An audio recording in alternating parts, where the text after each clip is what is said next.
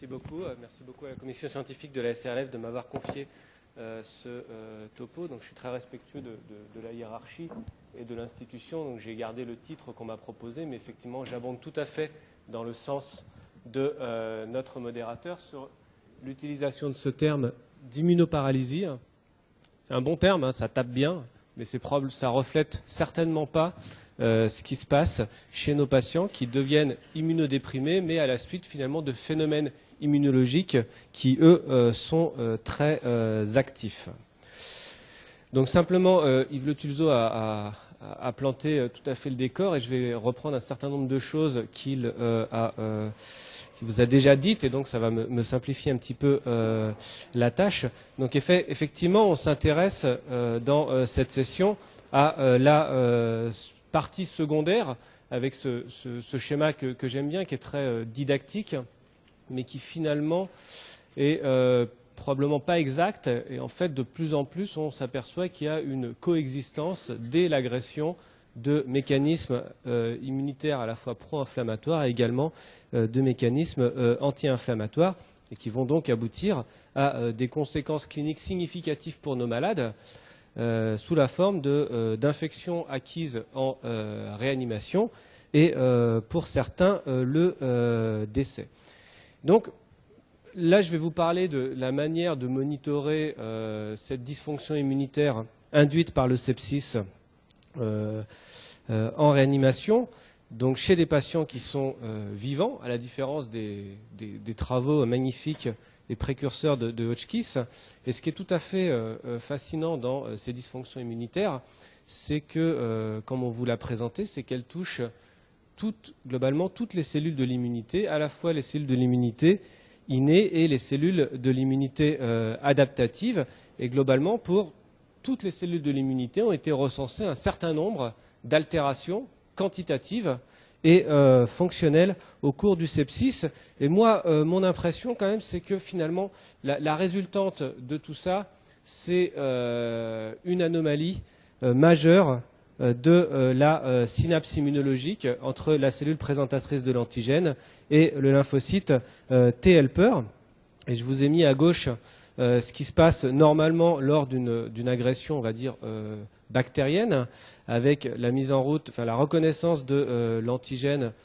par le TCR, antigène qui est présenté par HLA-DR à la surface des cellules présentatrices d'antigènes. La mise en route d'un second signal qui est la costimulation, avec en particulier CD86 et CD40 qui vont reconnaître des ligands spécifiques sur le versant lymphocytaire. Ça, c'est le deuxième signal. Un signal également qu'on appelle co-inhibiteur, et en particulier le système PDL-PD1.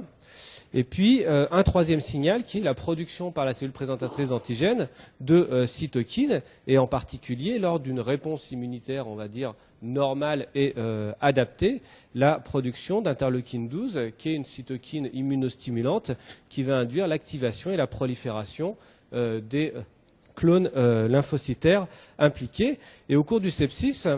ce qu'on observe, c'est des dysfonctions de ces trois signaux, avec d'une part une diminution de l'expression de HLA-DR à la surface des cellules présentatrices d'antigènes, l'expression de molécules co-inhibitrices comme CTLA4 qui va se lier au CD86, également l'hyperexpression sur le versant de la cellule présentatrice d'antigènes et sur le versant lymphocytaire du couple co-inhibiteur PDL1, PDL2 et PD1, et puis la production, non plus d'interleukine 12, mais une production préférentielle d'interleukine 10, qui est donc le prototype de la cytokine anti-inflammatoire, qui va plutôt induire, l'ensemble de ces trois signaux vont plutôt induire, au niveau lymphocytaire, plutôt une réponse anergique ou régulatrice. Et finalement, c'est ça qu'on va rechercher et évaluer chez nos patients avec un certain nombre d'études que je vais vous présenter. Et donc, je me permets de faire cette diapositive qui est un résumé finalement de la méthodologie qui est utilisée dans ces études avec, vous en conviendrez, je pense, à la fin, un certain nombre de limites. D'une part, la plupart de ces études, la très grande majorité, sont des études qui sont monocentriques, avec des critères d'inclusion qui incluent des patients qui ont des sepsis, simplement des bactériémies, et puis des patients un peu plus graves avec des sévères sepsis et des chocs septiques, avec des contrôles par ailleurs qui peuvent être des sujets sains, des donneurs de sang en particulier, et puis également d'autres contrôles qui sont des patients de réanimation avec des dysfonctions d'organes, mais d'origine initiale au moins non septique. Les critères d'exclusion, et ça c'est très important et on en a parlé, c'est que tous les patients qui ont des critères d'immunodépression classique préalables sont exclus de ces études. Les mesures, on va les voir, mais globalement, c'est des mesures à partir de prélèvements sanguins, donc ce sont les cellules circulantes et ce n'est pas forcément le reflet de ce qui se passe à l'intérieur de l'organe. Des prélèvements qui sont réalisés dans les études à l'admission en réanimation, et puis pour certaines d'entre elles, et je pense que c'est très important, des prélèvements qui sont répétés au cours du séjour en réanimation, et puis des techniques également variées, qui peuvent aller simplement des hémocytomètres automatiques simples pour des comptes cellulaires simples, et puis des techniques un petit peu plus évoluées et qui ne sont pas forcément abordables par le réanimateur de garde, des techniques de cytométrie en flux, et des critères d'évaluation qui sont la mortalité, avec toutes les limites que ça implique compte tenu de la mortalité finalement du sepsis sévère, du choc septique qui a tendance à baisser et qui devient assez faible, et puis peut-être plus pertinent, un critère d'évaluation sur le développement d'infections nosocomiales, mais qui peut poser problème au niveau du diagnostic. Et puis la taille des effectifs fait que l'ajustement statistique va être limité dans ces études. Donc qu'est-ce qu'on a à notre disposition? On a à notre disposition un travail historique qui est très important, qu'on a déjà présenté, qui est le travail de l'équipe de Jean-Marc Cavaillon, qui avait mis en évidence un des marqueurs de désactivation du monocyte sous la forme d'une altération de la production de cytokines pro-inflammatoires lors de la restimulation de monocytes qui étaient prélevés de patients septiques. Donc ça, c'est un résultat important. Et finalement, le critère majeur de désactivation du monocyte qui est actuellement utilisé, c'est plutôt la diminution de l'expression de l'appareil de présentation de l'antigène, et en particulier du CMH, du complexe majeur d'histocompatibilité de type 2, et en particulier la molécule HLA-DR. Et pour ça, on utilise des techniques de cytométrie en flux. Et donc c'est des techniques qui sont, je dirais, relativement simples, mais qui nécessitent quand même un certain savoir-faire et de maniement d'un cytomètre de flux qui sont disponibles dans les services d'hématologie ou d'immunologie. Et la cytométrie en flux, il y a un certain nombre de petites choses à savoir et à maîtriser dessus. Et je vous recommande pour ça cette très belle revue didactique publiée récemment par l'équipe de Fabienne Venet et de Guillaume Monneret, qui explique aux réanimateurs comment marche la cytométrie en flux et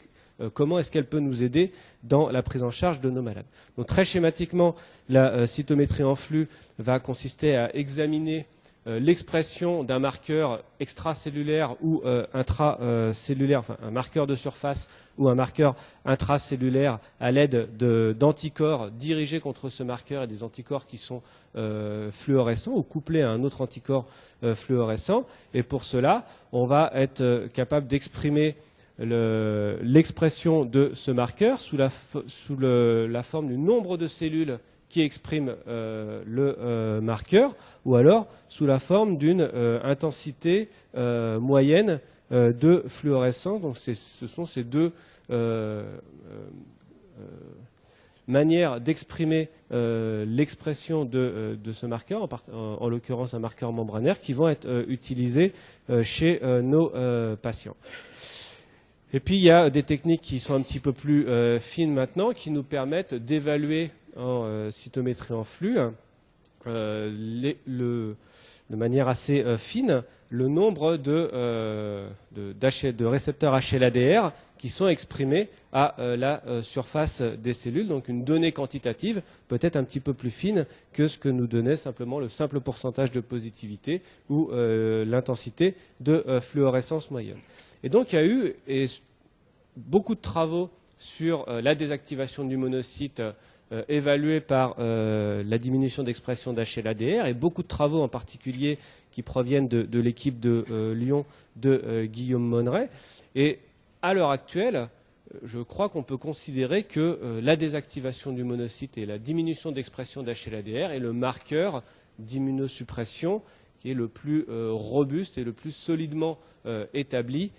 chez le patient de réanimation. Et l'équipe de Lyon avait montré par exemple que la persistance d'une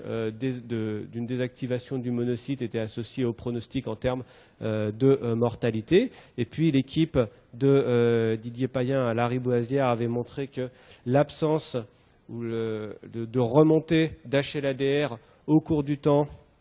était associé au développement d'infections nosocomiales, résultat qui avait également été rapporté par Guillaume Monneret et avec un travail très intéressant dans lequel le contingent de patients avait permis un ajustement statistique multivarié sur la sévérité et sur le recours à des procédures invasives et qui avait permis de démontrer que la persistance d'une désactivation du monocyte était associée de manière indépendante au développement d'infections nosocomiales chez des patients de réanimation porteurs de choc septique. Donc ça, c'est pour les monocytes, mais finalement, les principales cellules présentatrices d'antigènes sont les cellules dendritiques, qui sont essentiellement dans les organes lymphoïdes secondaires, mais dont il existe un petit contingent circulant qui était difficilement accessible à la quantification en raison de leur faible nombre, puisque ça représente moins de 1% des leucocytes circulants. Et puis avec l'évolution des techniques de cytométrie en flux, on a maintenant la possibilité de détecter les contingents myéloïdes et plasmacytoïdes circulants. Et effectivement, on vous a déjà présenté cette diapositive, mais c'est ce que l'équipe de mon laboratoire avait réalisé, avec une déplétion des cellules myéloïdes et des plasmacytoïdes d'autant plus importante que les patients étaient infectés et qu'ils étaient sévères à l'admission, et que la persistance d'une déplétion des cellules dendritiques myéloïdes était associée au développement d'infections nosocomiales en réanimation. Autre anomalie majeure de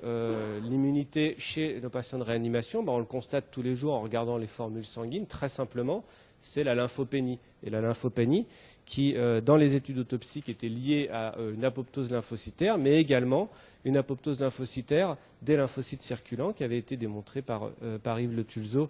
dans ce papier publié en 2002, dont on vous a déjà parlé, et que l'apoptose lymphocytaire et la persistance d'une apoptose lymphocytaire et d'une diminution du compte lymphocytaire étaient associées au pronostic en termes de mortalité, mais également associées au développement d'infections nosocomiales chez les patients de réanimation. C'est également une donnée qui a été retrouvée dans ce papier récent publié par l'équipe de Richard Hotchkiss qui démontrait que la persistance d'une lymphopénie AJ4 était associée à la mortalité de manière univariée, et puis il existait une association qui ne persistait pas en analyse multivariée entre la lymphopénie persistante et le développement d'infections nosocomiales. Quelque chose que nous, par exemple, on n'a pas retrouvé, puisque dans ce travail, finalement, on ne retrouvait pas cette association entre la persistance d'une déplétion lymphocytaire, mais qui était évaluée par une technique, un critère un petit peu différent, qui était la remontée des lymphocytes. Et c'est probablement parce que finalement les populations lymphocytaires sont des populations qui sont très hétérogènes, avec plusieurs types de cellules qui ont une susceptibilité à l'apoptose induite par le sepsis et des fonctions qui sont très différentes. Et par exemple, l'équipe de Guillaume Monneret avait montré qu'il existait une augmentation relative des lymphocytes T régulateurs, donc un potentiel immunosuppresseur, ces lymphocytes T régulateurs étant relativement préservés de l'apoptose par rapport aux autres lymphocytes T et également par rapport aux lymphocytes B. Et puis il y a des populations particulières qui nous avaient intéressés, nous, qui sont des populations de lymphocytes T innés, en particulier les lymphocytes MATE, qui sont les Mucosal Associated Innate T lymphocytes, qui ont la particularité d'avoir une réactivité antibactérienne et antifongique relativement spécifique. Et ce qu'on avait constaté finalement, c'est que dans ce travail dans lequel finalement le compte lymphocytaire total et l'évolution du compte lymphocytaire total ne jouaient pas sur le développement d'infections nosocomiales, c'était la déplétion persistante de cette sous-population à visée antibactérienne qui était prédictive du risque d'infection nosocomiale. Et puis, il y a d'autres anomalies fonctionnelles qui ont été décrites. Donc, l'hyperexpression du couple co-inhibiteur PDL1-PD1, toujours par l'équipe de Guillaume Monneret. Et puis, on a déjà montré cette diapositive de la diminution de la diversité du répertoire T chez les patients septiques, qui sont également des marqueurs qu'on pourrait utiliser, même si on est sur des techniques un petit peu différentes là, de biologie moléculaire. Et puis au niveau des cellules circulantes, les choses évoluent puisque on a l'habitude de classer les cellules par des appellations qui sont un petit peu anciennes, et c'est très bien parce que tout le monde sait de quoi il parle. On parle de polynucléaires, neutrophiles, éosinophiles, basophiles, on parle de monocytes, on parle de lymphocytes. Et en fait, on s'aperçoit que parmi ces cellules qui vont être comptabilisées comme telles par des hémocytomètres automatiques, voire également par leur aspect microscopique, eh bien, il y a des cellules qui ont des fonctions qui ne sont pas du tout celles des cellules qui sont présentes à l'état basal. Et il existe au cours de l'agression, en particulier au cours de l'agression infectieuse, une granulopoïèse qu'on appelle d'urgence, et qui va aboutir à une augmentation des polynucléaires neutrophiles, mais également à l'émergence de populations qui sont par certains aspects assez similaires aux neutrophiles en termes de morphologie, en termes de granulométrie, en termes d'expression de clusters de différenciation à leur surface, mais qui pour autant ont des fonctions qui sont radicalement différentes. Et c'est par exemple le cas des cellules myéloïdes suppressives qu'on découvre depuis une vingtaine d'années, initialement dans le cancer et qui arrivent dans le sepsis avec des travaux qui sont très intéressants. Et par exemple celui-ci qui a été publié récemment dans Critical Care qui montre que on retrouve des cellules granuleuses ici au niveau de la zone noire, que je vous ai représenté ici un gradient de densité qui permet, après centrifugation, de séparer les cellules selon leur densité. Et normalement, ici, vous avez au niveau de la bande noire des cellules qui sont mononucléées, et au niveau du culot rouge, vous avez les hématies, et puis au-dessus des hématies, les polynucléaires neutrophiles. Et en fait, il existe, au niveau de cette bande noire, qui est la zone d'interface, des cellules qui sont granuleuses, qui ne sont pas des polynucléaires, et qui sont plutôt des cellules de type bound cells, qui ressemblent un peu morphologiquement à des métamyélocytes. Et ces cellules sont des cellules qui sont neutrophiles, parce que leur cytoplasme est neutrophile, et ces cellules sont dotées de fonctions immunosuppressives, et en particulier de fonctions d'inhibition de la prolifération lymphocytaire. Et c'est ce qui a été également retrouvé par l'équipe de Limoges, dans une approche un petit peu différente, avec une identification par de la cytométrie en flux, qui retrouve chez les patients septiques une expansion de cellules granuleuses immatures qui sont dotées de fonctions de suppression de la prolifération lymphocytaire et qui sont associées dans cette étude à une détérioration du sepsis, soit vers un état plus grave, soit vers le décès. Donc ça, c'est des marqueurs immunologiques. Et puis, il y a aussi quand même quelque chose qui, je pense, est important, c'est la réactivation virale. La réactivation virale est clairement une conséquence de l'immunosuppression et possiblement aussi un acteur de l'immunosuppression. Et ça, c'est en particulier bien démontré pour le cytomégalovirus. Et il y a, par exemple, en greffe de moelle, la réactivation du cytomégalovirus est associée de manière indépendante au développement d'infections fongiques invasives, et en particulier d'aspergillose invasive. Et en fait, le cytomégalovirus, c'est un virus qui est assez intéressant et très retors, puisque c'est un virus qui va avoir la capacité de subvertir les fonctions d'un certain nombre de cellules immunitaires, et en particulier les fonctions de présentation de l'antigène. Et dans ce travail de l'équipe de Richard Hotchkiss, La réactivation de cytomégalovirus était associée au développement d'infections fongiques, alors que la réactivation de l'herpès simplex était associée au développement d'infections bactériennes dites opportunistes, parce que liées à des germes qui sont habituellement peu virulents. Donc voici un tableau récapitulatif des différentes anomalies finalement qui sont potentiellement utiles et qui seraient potentiellement utiles pour nous pour monitorer l'état immunologique de nos patients septiques en réanimation et éventuellement ensuite proposer des thérapeutiques correctrices, mais on va avoir l'occasion d'en rediscuter. Et donc finalement, voilà ma conclusion, mais ma conclusion finalement, j'ai pas de conclusion, j'ai beaucoup de questions, hein, et on a beaucoup de questions. Quels patients est-ce que ça doit concerner? Pour le moment, on a des données chez les patients immunocompétents, mais ben, évidemment, la majorité de nos patients septiques sont des patients qui sont immunodéprimés. Quels biomarqueurs doit-on utiliser? Je pense actuellement les données robustes sont pour la désactivation du monocyte, mais est-ce qu'il n'y a pas d'autres, la combinaison de plusieurs biomarqueurs qui pourraient nous aider? Et la confrontation des différents biomarqueurs, je pense, serait importante. Je pense qu'il faut faire des prélèvements sériés chez ces patients. Un seul prélèvement à l'admission, clairement, n'est pas utile, enfin, est peu utile, et c'est vraiment, je pense, clairement l'évolution de la dysfonction immunitaire qui est tout à fait pertinente. Les conséquences cliniques, on peut faire le diagnostic d'immunosuppression induite par le sepsis. Ok, très bien, mais quelles sont les conséquences en termes de pronostic? Je pense qu'on n'a pas tellement besoin de ça. Par contre, peut-être en termes de thérapeutique. Et puis, il y a quelque chose aussi qu'on oublie, auquel en tout cas on ne pense pas, c'est que plein de thérapeutiques de réanimation, et je dirais quasiment tout ce qu'on fait, ont potentiellement un impact immunomodulateur, que ce soit le dommage tissulaire avec la chirurgie, ou alors les transfusions, les corticoïdes, la ventilation mécanique qui va moduler les défenses locales. Et au niveau des organes, finalement, on ne sait pas très bien ce qui se passe, mais finalement, c'est là le problème, c'est ce qui se passe au niveau de l'organe, et ce n'est pas au niveau finalement de la cellule circulante, qu'on étudie parce qu'on y a accès facilement, mais ce serait probablement plus pertinent d'aller regarder ce qui se passe au niveau du poumon, par exemple. Je vous remercie.